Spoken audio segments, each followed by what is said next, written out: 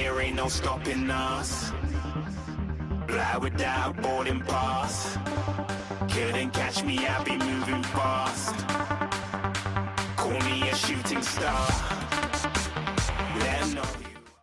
Hello and welcome everybody to another episode of Professor Alucard. Today we're going to be doing some unit testing, back to the basics. And here we have an example of Imperial Pikes against Star Wars without having braced on.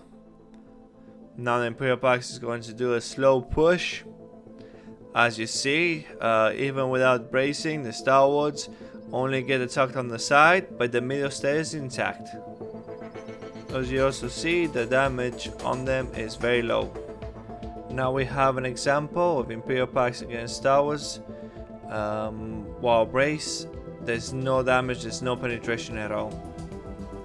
Now we have Imperial Pikes against brace Star Wars while using hero abilities.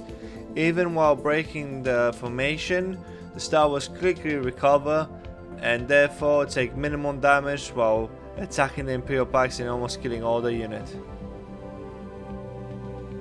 Now we have an example of slow push against the Star Wars Advance.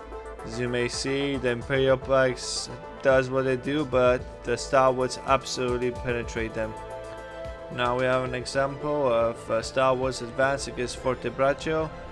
The Forte Braccio do what they do. The Star Wars stopped in front of them, but while doing the damage, they almost killed the whole unit. The Forte Braccio need to run away. If not, the Star Wars is going to kill the whole unit. Now we have an example of Forte Braccio Star Wars against Imperial Pikes and Star Wars. First we're going to do the Imperial Pike slow push. When they're about to reach, we're going to use the Star Wars push since it's a little bit faster than the Imperial Pikes. As you can see, they penetrate the whole formation, and especially in TW, you'll be inside of the castle. We retreat the unit so it doesn't die. Now we have another attack against Star Wars and Forte Braccio while using Star Wars and Imperial Pikes. This time we're going to use the hero first. Short Sword is going to jump in, use his ulti, bam on the floor. Imperial Pike push, then Star Wars push. Nothing can stop it, it's an absolute destruction. Here we have an example of Iron Cap blue unit against Imperial Pike slow push.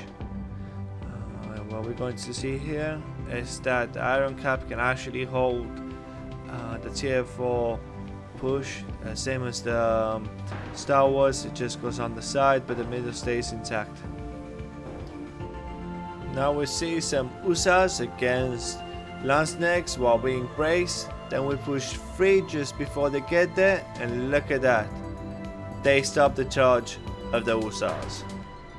Pretty impressive, pretty impressive. Now we see the same against Monastics. They do stop the charge, but the Monastics absolutely destroys them. Something to take in consideration for TWs. In the last example, we have the beautiful flamethrowers against the Zigalian militia.